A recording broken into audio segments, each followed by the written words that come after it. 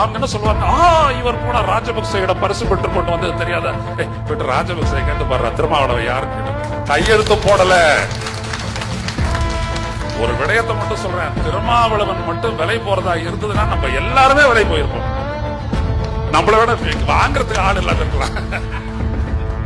திருமாவளவன் தான் நம்மளுடைய முதுகெலும்பு, தமிழர் சமூகத்தினுடைய முதுகெலும்பு, தமிழர் ஒற்றுமையின் அடையாளம், தமிழ் தேசியத்தின் உயர்ந்ததொரு சின்னம். இன்னைக்கு நான் சொல்றேன், சாதி மறுப்பு அடுத்தபடியா தமிழ் தேசியம்.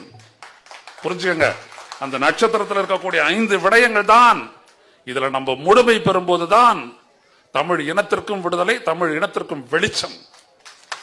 முதல்ல புரிஞ்சுக்கணும். நாம இதெல்லாம் ஒரு சாதாரண விடயமா வந்துட்டு கருதி போயிடக்கூடாது.